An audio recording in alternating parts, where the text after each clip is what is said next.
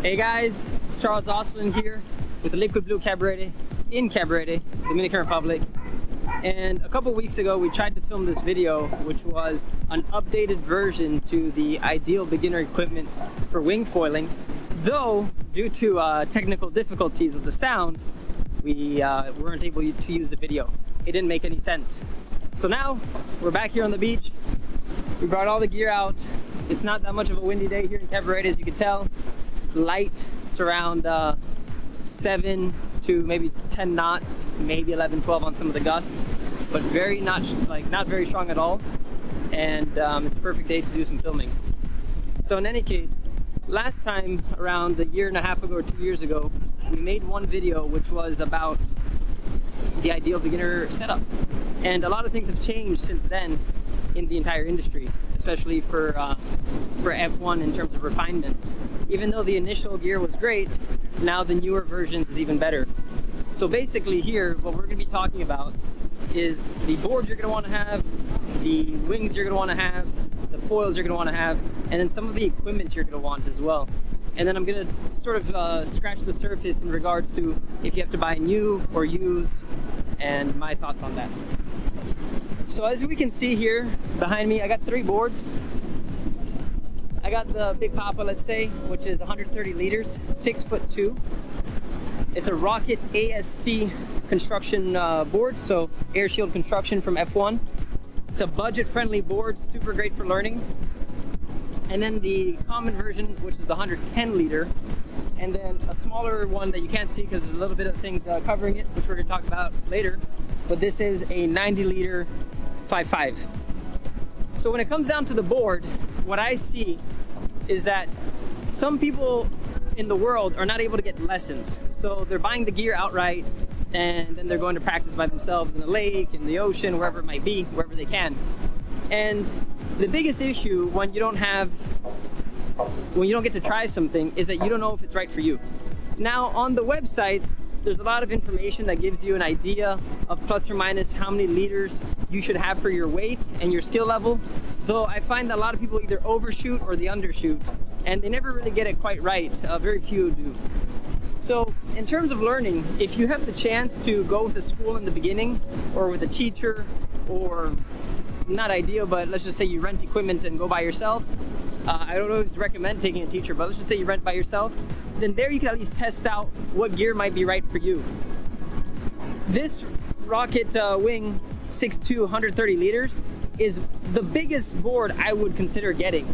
Right now we have some people coming down from the States in December, and they're telling me that they had some equipment that they want to bring down. And one of the boards they had was a 140 liter board. And the person, I haven't seen them yet, but from the information they gave me, is they have 120 pounds. So this board is already too much board for that person, just off the top of my head from the general information I see. So if you're considering to get a board, then getting the biggest board in any range is a catch, because we got the wings flying right behind us. It might not be the ideal board for you in the long run. So it might work out great in the beginning, but then after a few days, even well, most likely in a few weeks, you're gonna realize this is too much board for me. So the only reason why I would consider a very big board is, one, you're a larger individual, let's say 200 pounds plus, or even 180 pounds plus. You have not that good of a balance, like you're not that athletic, so you're not used to standing up on a stand-up paddleboard, for example, or you're not used to doing any sort of water sports or any sports that require balance, so you might want a larger board. Or you live in somewhere with light winds, which could also be a factor of why you might want a smaller board.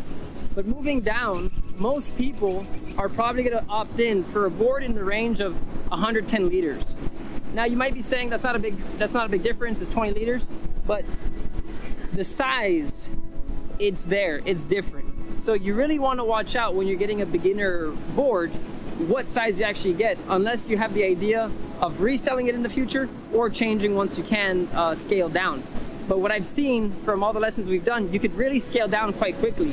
We have some people that take lessons on the 110, and then once they're up in foiling, without even telling them, we might put them on a 90 liters because we see their balance is good, and then they start riding the 90 liters, like, wow, I'm going a little bit faster, the board feels a bit looser, and they didn't even realize that they scaled down.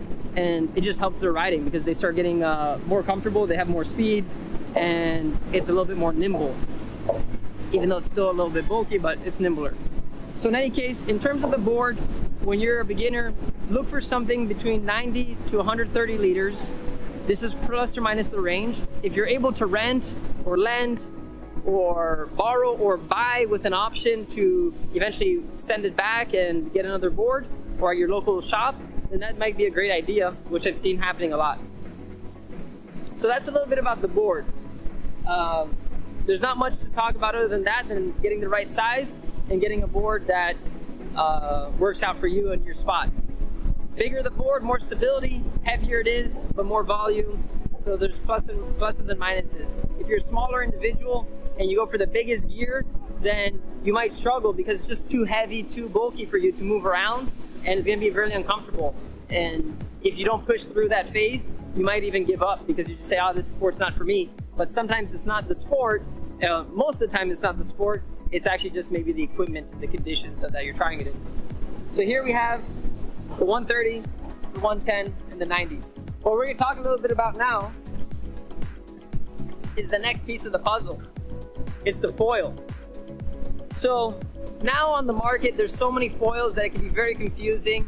And also there hasn't really been a standard into what companies are using. For us, we're using centimeters calculation. So everything's gonna be like, let's say 1800, 2200 centimeters cubed. But some companies are going with inches and other sort of calculations that might confuse people. So in any case though, one thing you can sort of look into when you're trying to get a foil is that you're gonna wanna go on the bigger side. So what does big mean? Big is gonna be anywhere between 1800 up to around 2400. Now, going back to that person that's coming down later in December, they also mentioned what foil they had, and it was a 2400 foil. So to give you an idea, right here,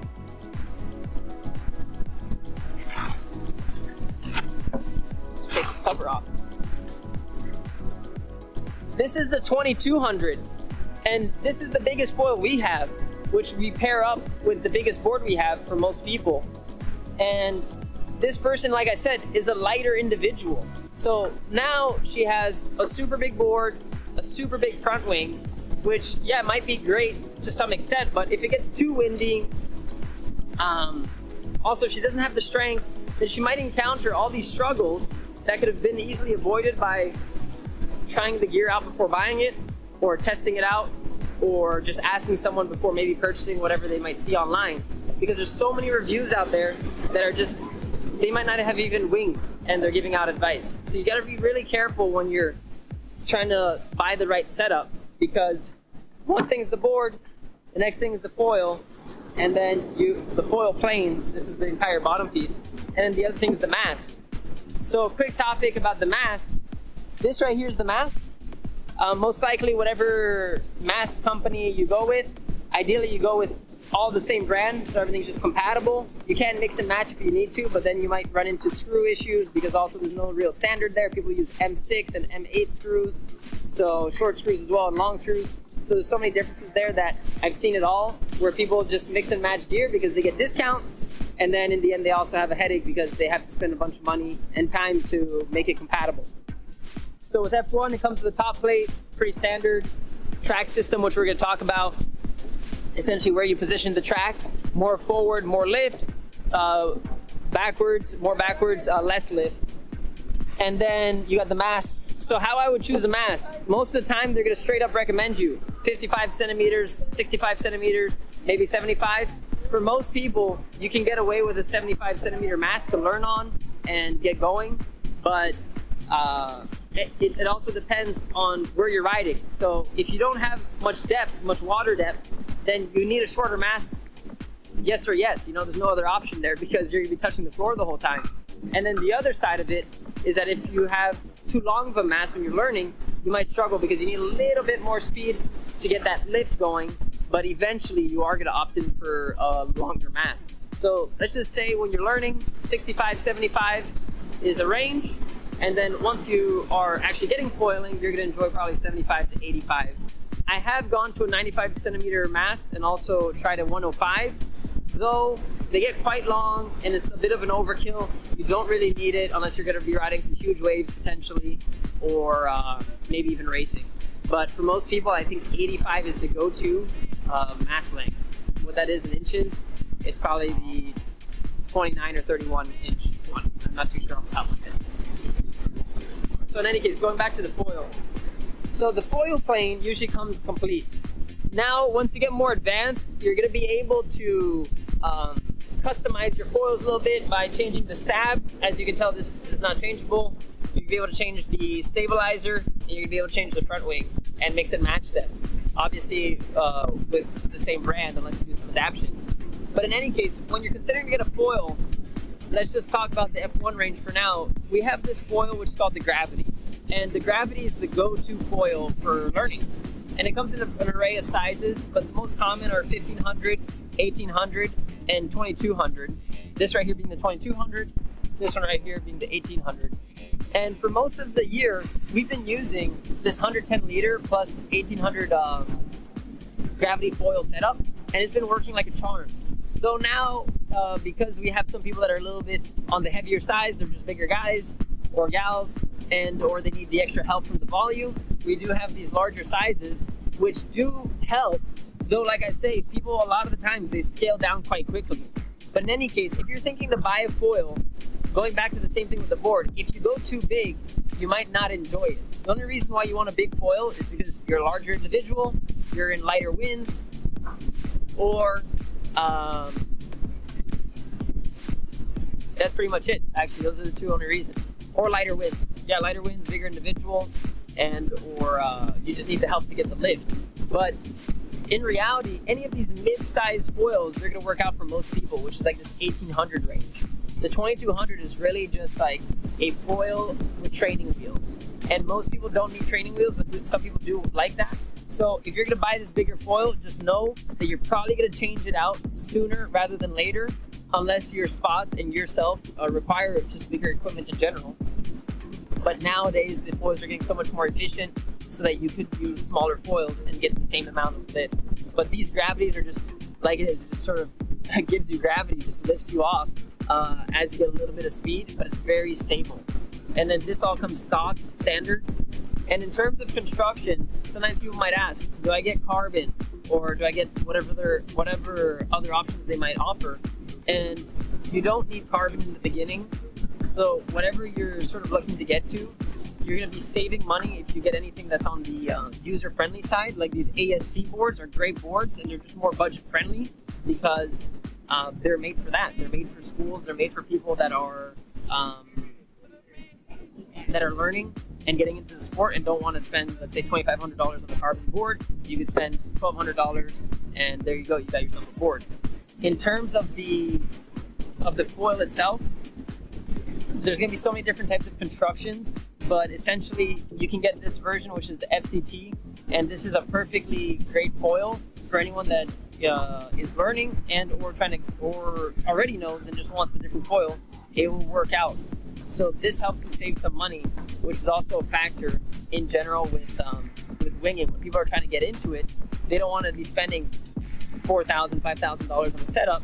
So this helps you. Getting this sort of equipment helps you spend around, let's say, $3,000 or $3,500, maybe up to $4,000 on great equipment that's going to last you a long time. Though, going back to it, you want to make sure you get the right setup for you and your spot. So in any case, that's just a little bit about the foil. We have two primary lines, which is the Gravity and the Phantom. If you want something more user-friendly, the Gravity is the one to go to, and then eventually you'll probably want the Phantom. You can learn on the Phantom, though it's just slightly more advanced, so it's not for everyone in the beginning. But we've seen, even with the lessons, that some people might just use the Phantom on the larger sizes, like the 1780, and then they don't realize, and they actually enjoy it. It's a little bit faster and just feels a little bit more nimble than the Gravity. In any case, from here, we're gonna move over. We talked about the boards, we talked about the foils. The two come hand in hand, that when you're a larger individual, if you're in a lighter wind spot, you're gonna get larger equipment, you're gonna get bigger stuff. And you wanna scale big with big, small with small, and medium with medium.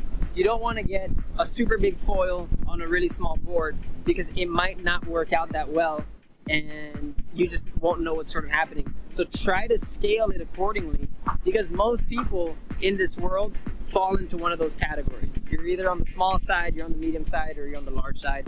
And now we have also extra large sides. But that's just something to consider whenever you're looking for the equipment. If you're able to rent it, if you're able to test it, way better. If you don't have that option, then you're gonna have to consider buying it. And buying budget but quality equipment is gonna be easy for you to pass on to somebody else, whether they're looking to learn or they're looking to buy, then you're gonna be able to do that. So after you get your board, you get your foil, you're gonna need some other stuff. So right here on this board, this was the 90 liter 5.5, but on top of this, what we're gonna be needing, whenever you're gonna get into wing foiling, I highly recommend that you get yourself some protective equipment and some safety equipment. So here we have the helmet, as always. Got myself a little cap that sort of blocks the sun out. I got light eyes, so I need to protect my eyes. A pair of specs, and these are great because they float and they're polarized and they use a strap like a snowboard, so they're very comfortable when using it with a helmet or anything like that. You don't have anything sort of pressing on your temples or on the side of your head.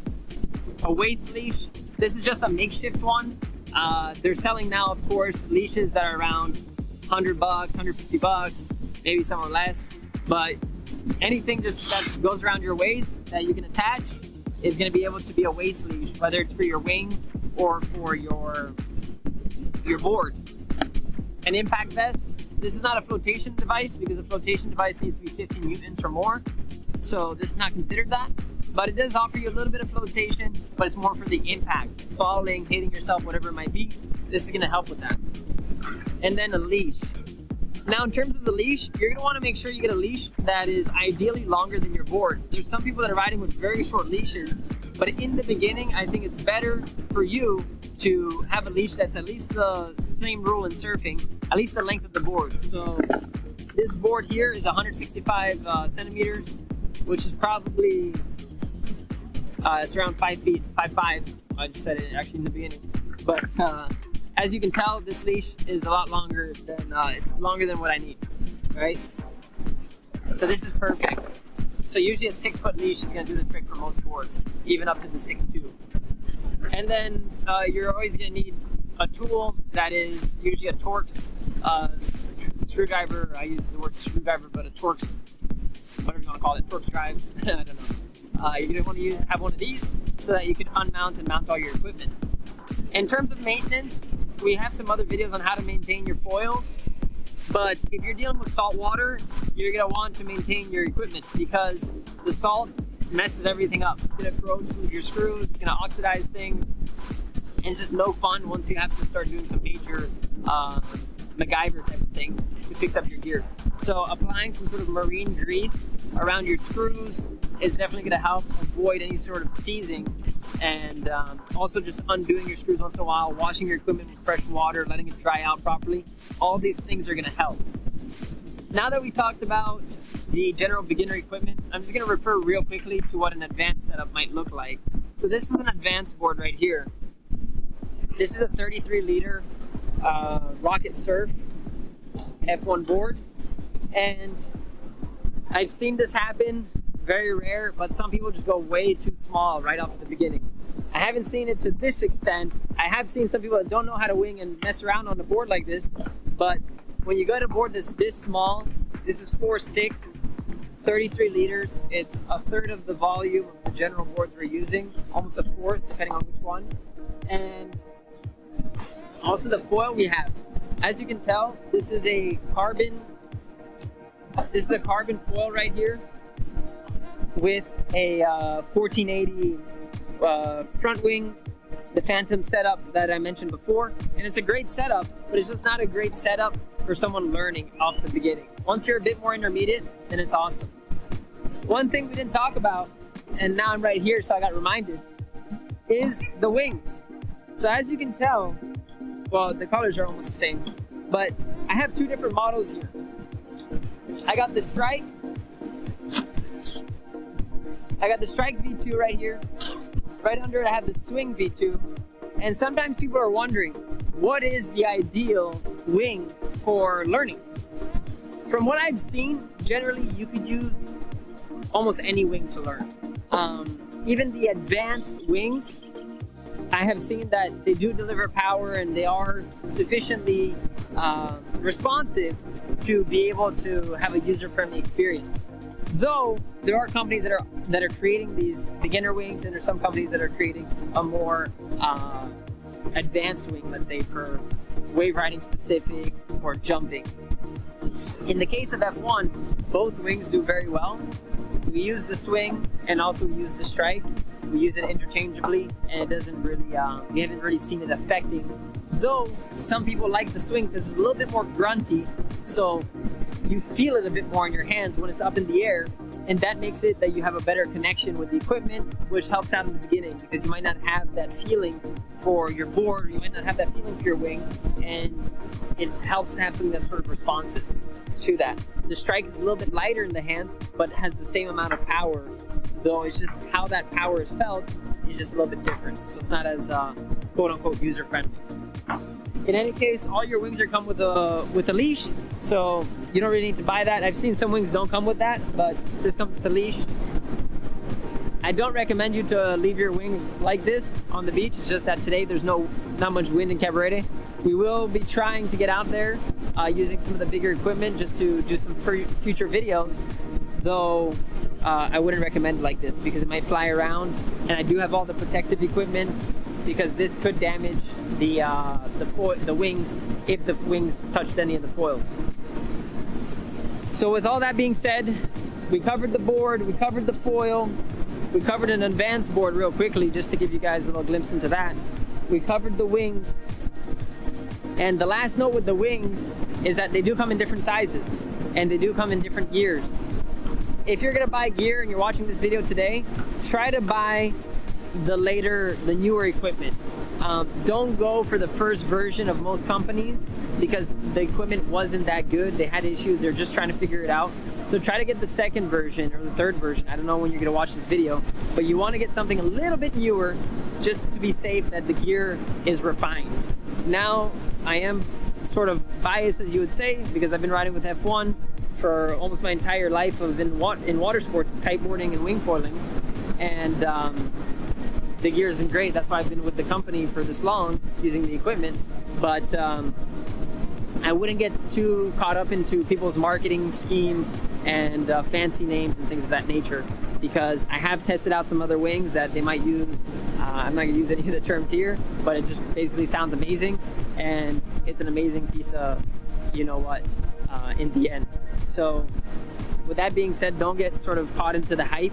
Try to do your research, find some equipment that works for you. In terms of the wing, just like the board, just like the foil, you're gonna wanna scale it to your spot. So people say, the go-to size is a 5 meter. Yeah, maybe for that specific location and that specific person, but if you're a bit of a heavier person, you might need a bigger wing, regardless of that spot of them saying it's a 5 meter here. Just if you weigh 30 pounds, 50 pounds, 100 pounds more, you're not gonna be using the same equipment as some other guy or an advanced guy. And the same if you're smaller. If some bigger guys are saying, oh yeah, you need to use a 7 meter, but maybe actually for you it's a 5. So you wanna scale that according to the spots you're gonna be riding at. Now you can get away with a one wing all around wing that's gonna maybe do the trick for you if you have steady conditions where you live. Cabarete, we have almost like plus or minus 15 knots year round when it is windy, 300 days out of the year. But that rule might vary. Some days we have 30 knots and 5 meters is gonna explode. So you need to scale accordingly. And some days like today, we're gonna try out a 7 meter. So it's just that. Figure out what spot you're gonna be riding in. Look at the wind chart on the website of whatever wing you're gonna be getting. And then if there's even a local school or other people riding, you can ask them. But make sure you get the right wing for you and your spot, just like getting the right foil, just like getting the right board, and that's pretty much it. Your protective equipment is going to be universal essentially, but you're going to scale your board eventually, you're going to scale your foil eventually, and you might do some adjustments on your wing. even though the wing is probably going to be the piece of equipment that you're going to least need to scale, because this wing that I have behind me is the same wing they use on the world tour. It's the same wing that someone might learn on, so that doesn't change much. But except the wind changes. But in terms of the board, that does change with the rider. Just now, recently, this last week, we had a good friend of ours that's been riding. He went from the 110 when he was learning down to the 90, and with one jump, with a couple tips and tricks in the same day, well, like later on, but in one day, he got riding on the 33 liters. So you're gonna be able to really scale down on your equipment as time goes on in terms of the board, especially the board, and in terms of the foil once you get a bit more advanced. So with that being said, guys, this is the wrap up to our updated version of what's the ideal setup to get learning on. And you might be wondering what was the conclusion for me in the sense of me as you, but it's to scale your equipment accordingly. Ask for some advice. You could always write down in the comments or send us an email or WhatsApp and we're gonna get back to you. But just do some research, know what your weight is, be honest about what your athletic abilities are, and then you're gonna be able to properly scale the equipment to your spot and to yourself. And then from there, you get out, you start practicing, have some fun, and just be safe. We have created a lot of videos on this YouTube channel where if you're looking at it on YouTube, and I'll just recommend that you just search through it. We try to make the titles quite clear to what the content is about. So check out some videos, do some research before buying anything. If you have the option to rent or test, do that. If you have the option to buy and switch in, that's also a great option. But really depending on what your budget is, what type of person you are, if you're a weekend warrior, if you're someone that's gonna have a lot of time to be practicing, then you're gonna adjust accordingly. Because if you don't have much time to practice the sport, you might wanna have easier gear that works in more all-around conditions. But if you do have a lot of time to practice and to dedicate yourself to it, then you might be opting for something a little bit more performance. But also, it depends on you. Not everyone wants to do the same thing. So right now, you're just trying to learn. And then eventually, once you learn and you can ride and you're comfortable going in and out and whatnot, then from there you can decide, oh, I want to wave ride, I want to jump, I want to do this or I want to do that, and then you can scale or you can adjust your equipment and your quiver to that. So that being said, guys, it's Charles Oslin with Liquid Blue Cabarete in Cabarete, and as always, I'm gonna leave you with the view of Cabarete Bay.